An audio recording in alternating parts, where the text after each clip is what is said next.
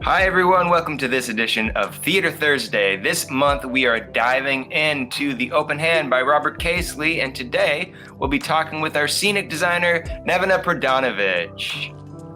Hi Steve, nice to be talking to you.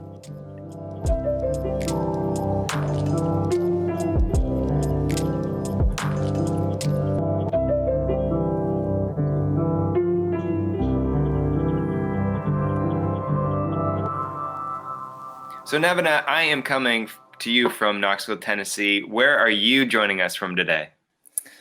Hi, I'm in Belgrade, Serbia. I came back here when I graduated my master's, and I've been here since 2018.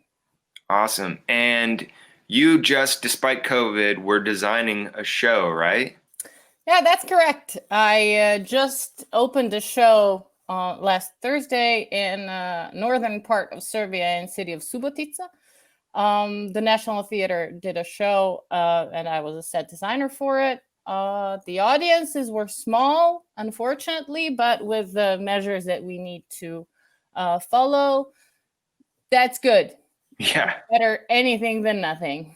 Absolutely. Well, congratulations. And that is super encouraging for the performing arts to hear that you are still doing stuff. So awesome.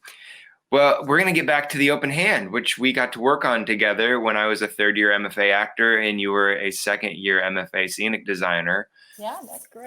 We did this play in the Thrust, in the lab theater, Thrust space, and we had to use 6 different locations within 8 scenes, which I can't imagine was easy to design for us. So could you tell us a little bit about how you came up with your design? I'm sure you had a lot of conversations with Cal, our director.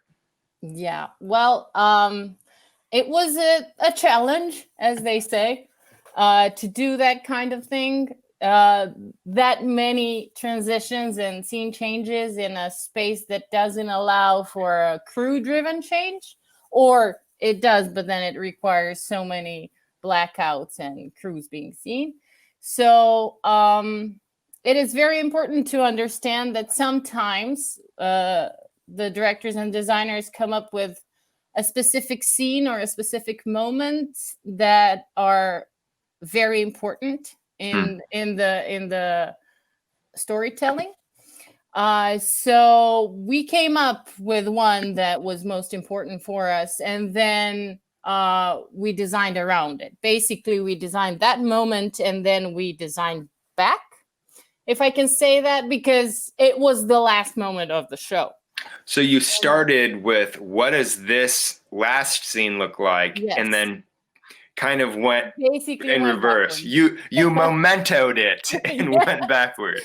So yes, sometimes that kind of thing happens. It depends. Sometimes a very important moment is somewhere in the middle or somewhere in the beginning. So it's I'm not saying that it's always like that, but it's usually good to know what you're going towards than to just like, here is an effect that I would like to use, and it's just a good tool. So was there a specific concept you started with? You've talked about like it was something about it was a canvas, right? Yes. So what Cal and I talked about is that he suggested that the entire show should look like we're in a sort of gallery, in a sort of temple, and we're temple of arts, and we're looking at things.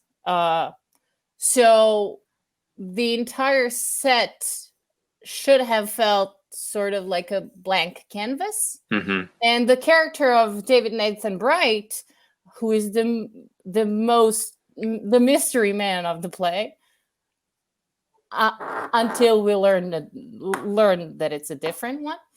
So the set mimics him being the blank canvas. The set is the blank canvas, and it can become anything we want it to become. So, well, now that you mentioned the art gallery, there is something about it that reminds me of MoMA in New York. It's clean. And, well, yeah, and it's clean. It's simple, but it was super supportive of the storytelling, and we got to do those transitions transitions as actors. And it was a whole collaboration of all the designers, and Rick and Cal chose this music that was really fun to kind of act those transitions out. So we remained in character and sometimes had these little moments, and other times were moving the scenery. And it was fun to use those furniture pieces. They may have been a seat, and then a bench, and then a bed, or a different kind of a bench, a park bench, and then a couch. So it was really fun to use those as actors.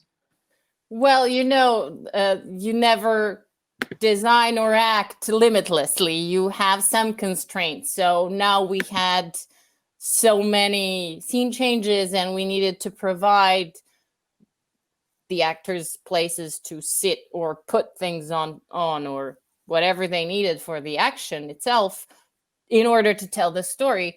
So we came up with this sort of modular furniture, minimalistic, so maybe even I could say resembling those museum benches, that was the idea of the last scene, that It's a museum bench looking at the painting. So again, designing backwards, we thought of that image, and then we can use this to create bed, and then the piece of a bed can be used to create a sofa. So we just reused the shapes and the pieces that we had, so that we can tell where we are and use them for what we needed in the scene. Right. Well, and I think the audience really enjoyed watching those transitions, to see how we would create a new space, and to see this little kind of modern dance that we were doing in these transitions, and to the music, and really cool lighting as well. So we also had to take into account that it was a thrust space. So you're looking at angles. We had to play a lot of the action upstage, but we used a projector and a wall, so everything was still mostly in front of that proscenium arch in the lab. Speaking of projections, they're being used a lot more in theaters today. We're using them often in the main space, on the main stage. We're using them all 3 theater spaces at the Clarence Brown Theater, and we use them in the lab for this show. Was that your first time working as a projection designer as well? Yes, that was my very first time. I barely saw a projector before that. So with an immense help from Joe Payne and support that I got from Cal, I embarked upon designing my first projections for that show, and it was a great journey. I think that the projections were very important part of the visual design of this show, in order to clarify for each of the scenes where we are and what's happening outside. There is a rainy day in the restaurant, so there were raindrops keep falling outside of the window, and I think it was just another layer that enclosed the story more tightly. Absolutely. The design. Super helpful, not only just telling us where we are, but again, I think the designers worked together so well in this production. And what was so cool about these projections, when we revisited the open hand for that Zoom reading a few weeks ago, we were still able to use, again with the help of Joe Payne, we used those projections on Zoom as our backgrounds, which was really cool. Great. Yeah. Well, Shout out to Joe Payne. Yeah.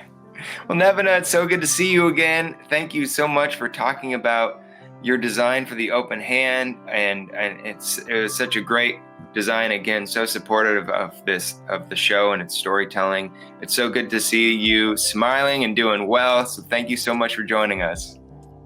Thank you very much for having me. It was a pleasure. It was great seeing you again after so many years. Yeah. And I hope everybody stays healthy and safe.